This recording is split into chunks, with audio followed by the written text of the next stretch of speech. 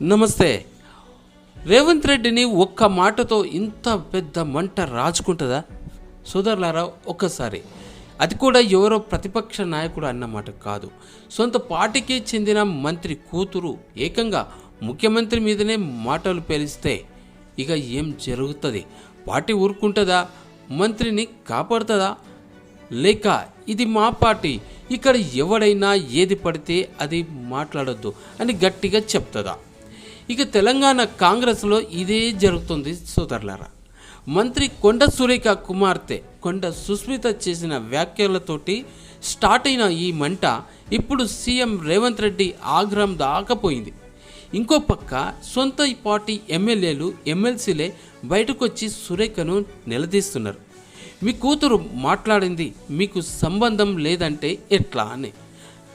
అసలు ఈ కథలో ఇంత మంట ఎందుకు అంటుకుంది ఆలోచించండి సోదరులారా.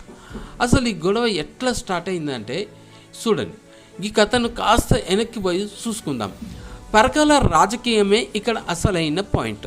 సీఎం రేవంత్ రెడ్డి ఇటీవల పరకాల నియోజకవర్గం నుంచి రేవూరి ప్రకాష్ రెడ్డిని మళ్ళా గెలిపించాలని బహిరంగంగా పిలుపునిచ్చారు.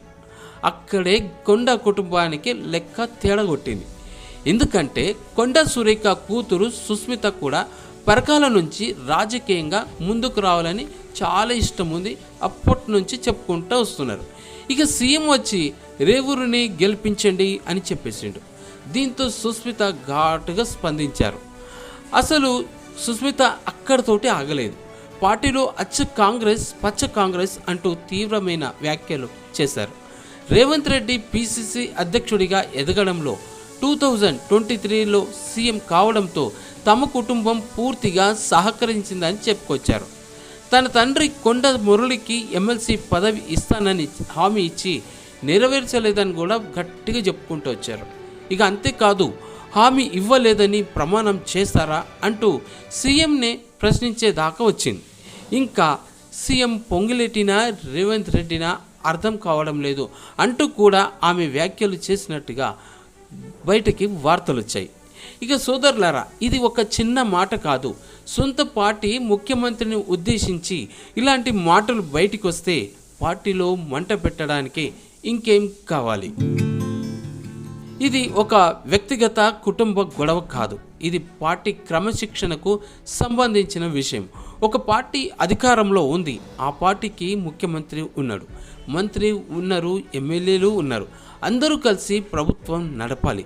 కానీ ఎవరి ఇంట్లో వాళ్ళు మాట్లాడుకున్నది మాట కాదు. ఇది బయటికి వచ్చి బహిరంగంగా సీఎం మీదనే విమర్శలు. అక్కడే అసలు సమస్య స్టార్ట్ అయింది. కాంగ్రెస్ క్రమశిక్షణ కమిటీ మంత్రి కొండ సురేఖకు షోకాజ్ నోటీస్ పంపించేసింది. సురేఖ మాత్రం నా కూతురు సుస్మిత చేసిన వ్యాఖ్యలు ఆమె వ్యక్తిగత అభిప్రాయాలు, వాటితో నాకెట్లా సంబంధం లేదని వివరణ కూడా ఇచ్చుకొచ్చారు. సో ఇక అక్కడ స్టార్ట్ అయింది. తనకు సీఎం రేవంత్ రెడ్డిపై కాంగ్రెస్ పార్టీ మీద చాలా గౌరవం ఉందని, పార్టీ క్రమశిక్షణకు కట్టుబడి ఉన్నానని చెప్పుకొచ్చారు. కానీ ఇక్కడ సొంత పార్టీ వాళ్ళే ఎందుకు మండిపడుతున్నారో అసలైన ట్విస్ట్ సోదరులారా. సంబంధం లేదు అంటే సరిపోతుందా? అదే ఇప్పుడు కాంగ్రెస్లో కొంతమంది నేతలు స్ట్రైట్గా అడుగుతున్న ప్రశ్న. ప్రభుత్వ విప్ బీర్ల ఐలయ్య, వేముల వీరేశం, ఎమ్మెల్యేలు బాలు నాయక్, నాయిని రాజేందర్ రెడ్డి, ఇట్లా వీళ్ళతో సహా కొంతమంది నేతలు కూడా సురేఖ మీద తీవ్రమైన ఆగ్రహం వ్యక్తం చేస్తున్నారు.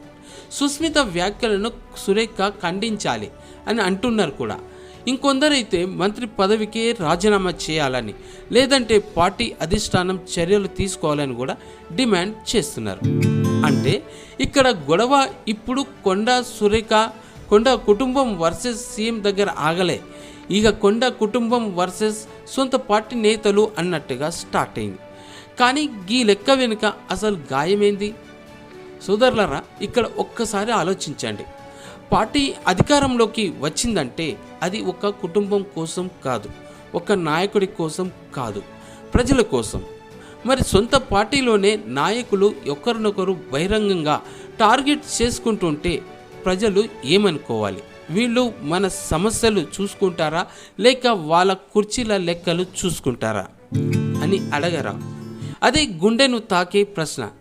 సో ప్రజలకు ఉద్యోగం కావాలి, రైతులకు భరోసా కావాలి, పేదోడికి ఇల్లు కావాలి, యువకుడికి పని కావాలి. కానీ అధికార పార్టీ లోపల మాత్రం ఎవరి మాట నెగ్గాలి, ఎవరి ఆధిపత్యం ఉండాలి, ఎవరి టికెట్, ఎవరి పదవి అనే లెక్కలు కనుక స్టార్ట్ అయితే అయ్యో అసలు రాజకీయాల అర్థమే మారిపోతుంది కదా. ఇక అసలైన ప్రశ్న ఇక్కడ ఒక చిన్న ప్రశ్న, కూతురు మాట్లాడితే తల్లి బాధ్యత కాదా? సో చట్టపరంగా ఎవరి మాటలకు ఎవరి బాధ్యలో అది వేరే విషయం. కానీ రాజకీయంగా ఒక మంత్రి కుటుంబం నుంచి ముఖ్యమంత్రిపై ఇంత ఘాటైన వ్యాఖ్యలు వేస్తే పార్టీ నాయకత్వం ఊరుకుంటుందా? అదే ఇప్పుడు తేలాలి. సురేఖ చెప్తున్నది ఆమె వ్యక్తిగత అభిప్రాయం, సొంత పార్టీ నేతలు చెప్తున్నది అయితే మీరు ఖండించాలి. మరి ఈ రెండు మాటల మధ్య కాంగ్రెస్ అధిష్టానం ఏం నిర్ణయం తీసుకుంటుంది అదే ఇప్పుడు చూడాల్సింది. కానీ ఇక్కడ ఈ కథలో ఓ పెద్ద రాజకీయ లెక్క ఉంది. ఎందుకంటే టికెట్ ఎవరికి ఇవ్వాలి, నియోజకవర్గంలో ఎవరిని ముందుకు తీసుకెళ్ళాలి, ఎవరికి పదవి ఇవ్వాలి, ఎవరిని నమ్మాలి, ఇది చిన్న విషయాలు కావు. రేపటి ఎన్నికల లెక్కలు ఇక్కడి నుంచే స్టార్ట్ అవుతాయి. పరకాల విషయంలో సీఎం ఇప్పటికే రేవూరి ప్రకాష్ రెడ్డికి మద్దతు ఇచ్చి ఆ టైంలోనే కొండా కుటుంబం నుంచి వస్తున్న స్వరాలు చాలా డిఫరెంట్గా వస్తున్నాయి బయటకి. సో కాబట్టి సోదరులారా, ఇది కేవలం సీఎంపై కూతురు మాట్లాడిందనే వార్త కాదు. ఇది అధికార పార్టీలో పెరుగుతున్న అసంతృప్తి బయటికి వస్తుందా అన్నదే ప్రశ్న. సొంత పార్టీలోనే విభేదాలు ఇట్లా బహిర్గతమైతే రేపు ఈ మంట ఇంకెక్కడి దాకా పోతుంది. అదే అసలైన టెన్షన్. కానీ ఒక్క విషయం మాత్రం క్లియర్, పార్టీలో సమస్య ఉంటే పార్టీ వేదిక మీదే మాట్లాడాలి. టికెట్ విషయంలో సమస్య ఉంటే పార్టీ అధిష్టానం ప్రశ్నించాలి. మంత్రి పదవి విషయంలో సమస్య ఉంటే అది కూడా పార్టీలోనే తేల్చుకోవాలి. బయటికి వచ్చి ఒకరిపై ఒకరు మాటలు పేల్చుకుంటే నష్టం ఎవరికి? ప్రజలకే, ప్రభుత్వానికే, పార్టీకే. అందుకే కుర్చీల కోసం కొట్లాడితే రాజకీయాలు చిన్నవైతాయి, ప్రజల కోసం కొట్లాడితే నాయకత్వం పెద్దదవుతుంది. ఇక ఈ కొండ ఎపిసోడ్లో ఎవరి మాట నెగ్గుతుంది, ఎవరి మీద చర్య వస్తుంది? సురేఖ షోకస్తోనే ఫుల్ స్టాప్ పడుతుందా, లేక కాంగ్రెస్లో ఇంకో పెద్ద రాజకీయ మంట రాచుకుంటుందా? ఇది రాబోయే రోజుల్లో తేలుతుంది. కానీ మనం మాత్రం మాటల్ని కాదు పని చూద్దాం. కుటుంబ రాజకీయాల్ని కాదు ప్రజల రాజకీయాల్ని అడుగుదాం. ఎవరు ఎవరిని తిట్టుకుంటున్నారన్నది కాదు, మనకేం చేసిండ్రన్నదే లెక్క. మనం ఇప్పటి నుంచే మౌనం వద్దు, ప్రశ్నించడం ఆపొద్దు. నిజం ఏదైతే ఉందో దానివైపే నిలబడదాం.